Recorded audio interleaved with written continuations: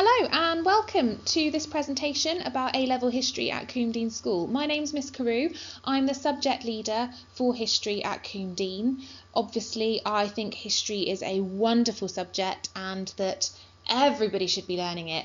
As Teddy Roosevelt said, the more you know about the past, the better prepared you are for the future. So thank you very much for showing an interest in A-level history at Coombe.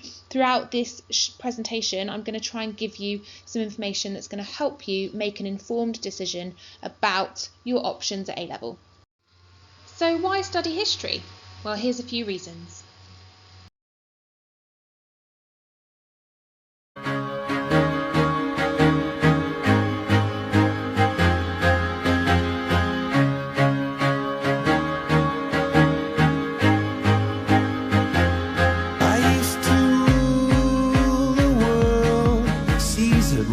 When I gave the word, now in the morning I sleep alone, sweep the streets I used to own.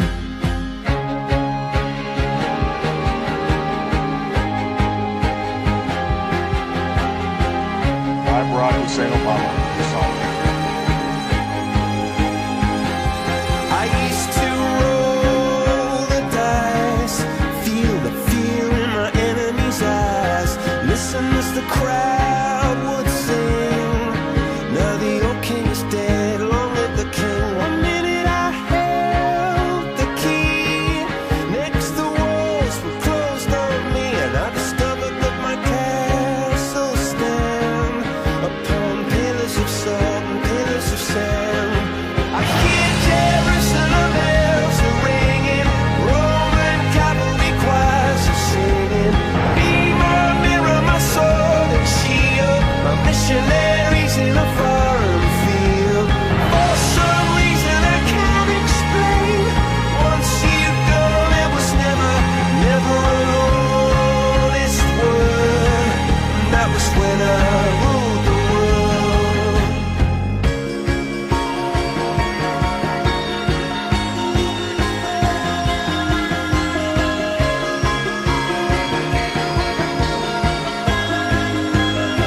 It was the wicked and wild wind, blew down the doors to let me in, shattered windows and the sound of drums. People couldn't believe what I'd become, and revolutionaries wait for my head on a silver plate, just a puppet on a lonely string. Oh, who would ever wanna be king? I hear Jerusalem bells are ringing, Roman cavalry choirs are singing. Be my mirror, my sword and shield, my missionaries in a foreign field. For some reason I can't explain, I know St. Peter won't call my name, never an honest word, but that was when I ruled the world.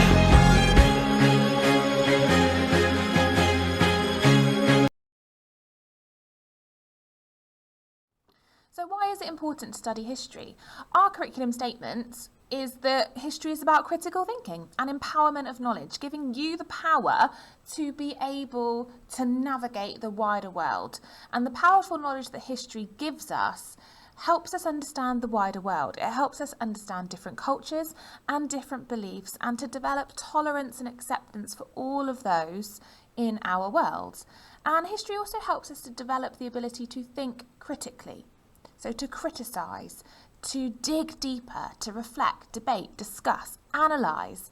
When we look at the past and present, we need to use these skills, and the way that we do that is by generating lines of inquiry. And that means that we're questioning, we're creating a hypothesis, we're setting a statement and testing it to see how true those things are, and that helps us to form our own opinions. Because life is about navigating through information, and history helps us to question and challenge what people say, what they write, what they publish, and it helps us to critically analyse opinion and fact check information, most importantly. History trains us to see through fake news and take part in society. This is what we mean by empowerment of knowledge, the skills that studying history gives you, helps you to be a much more critical, informed and tolerant citizen. So as you can see, there are many reasons to study history. Primarily, history is a facilitating subject. This means that the skills that you learn in history complement a huge amount of other subjects, other disciplines, and a range of careers.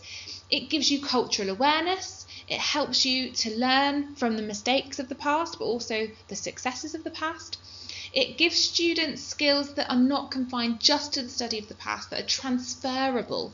These transferable skills are massively valuable in many jobs. Being able to analyse and prioritise information is vital to decision making, which you will have to do in most of the careers that exist. Studying history builds your independence as well. It gives you a skill set to be able to keep your career options open. Also, universities really like it. They really respect it. The study of history gives you a wide range of careers that facilitate general academic qualifications in addition to those that require specific historical knowledge. It's looked upon very, very favourably by Russell Group universities as well. There is a very, very wide range of careers that are possible with an A-level in history, ranging from media to business, research, law, the civil service, journalism, PR, personnel management like HR, social work, politics, police, education, government intelligence. There are a huge amount, not just confined to the ones that are on this slide, and it all owes to the skills and the competencies that students develop within this academic subject.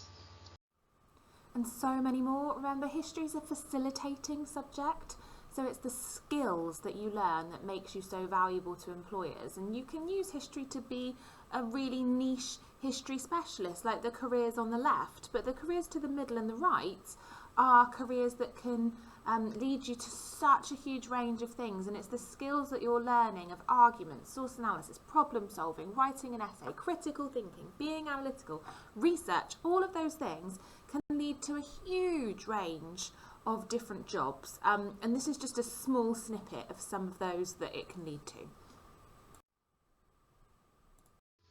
So the topics that we study at A-level follow the AQA exam board, and we study two topics, the Tudors, the American Dream, and then we do a coursework unit, which is a unit that students can decide the topic themselves. So in terms of assessment, you have two exams for the Tudors and the American Dream, both of which are 2.5 hours long. They happen at the end of your A-level in year 13 at around May, June time, and that assesses your knowledge for both of those units, and they are separate exams. And then you have a coursework unit, which is the one that you can choose your personal study topic for. It's a written assignment of approximately 3,000 to 3,500 words, and that is 20% of your A-level. It's marked by your teachers and it's moderated by AQA. A little bit more about the topics that you're going to be studying then. So one of the topics is the Tudors. It's one of the most famous dynasties arguably in history, certainly a force to be reckoned with, and this theme focuses on the trials and tribulations of each Tudor monarch.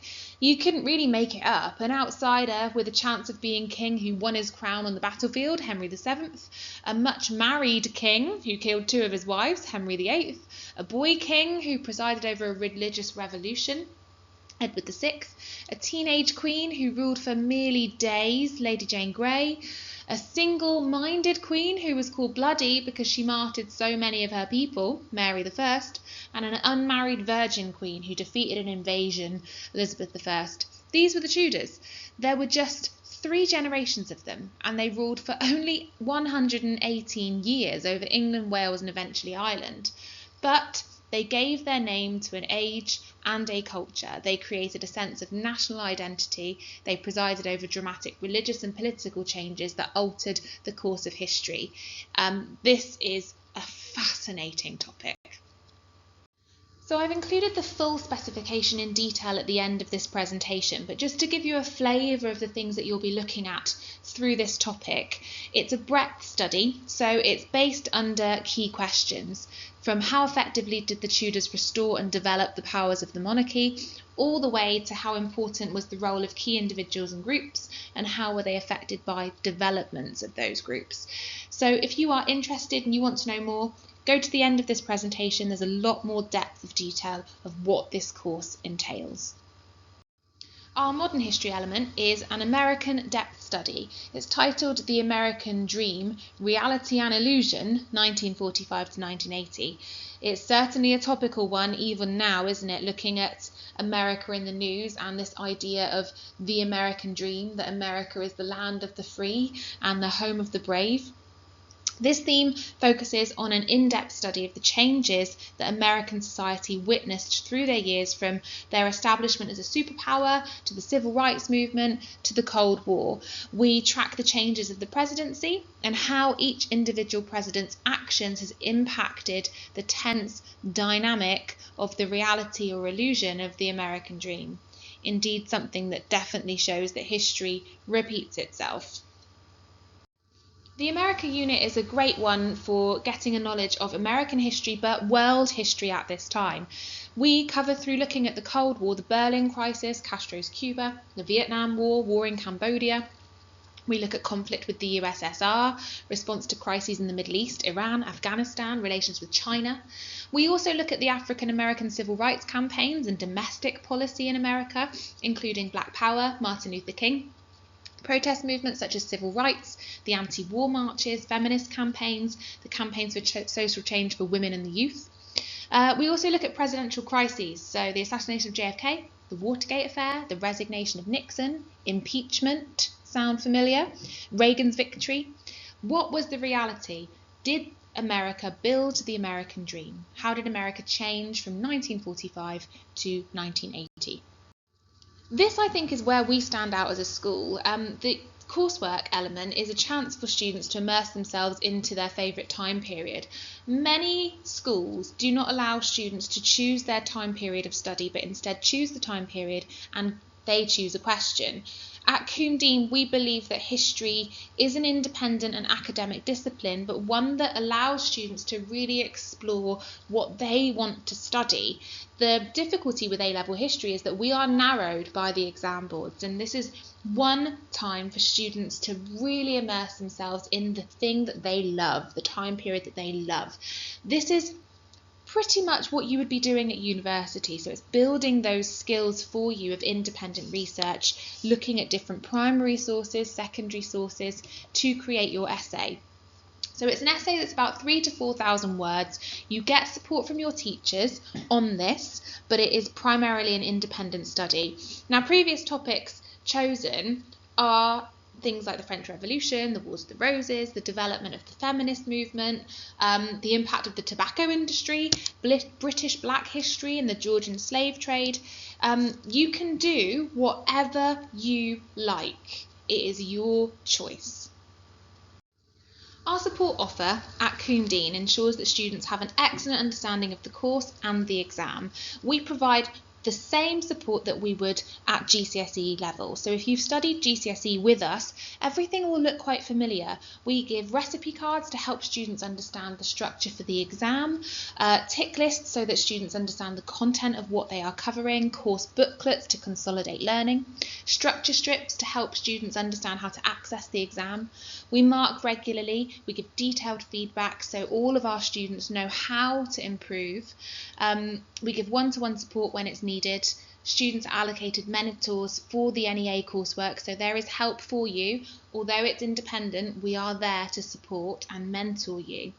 And again, the independent choice of the coursework topic, that's a big seller. You decide what you want to do. You study the element of history that you wish to study.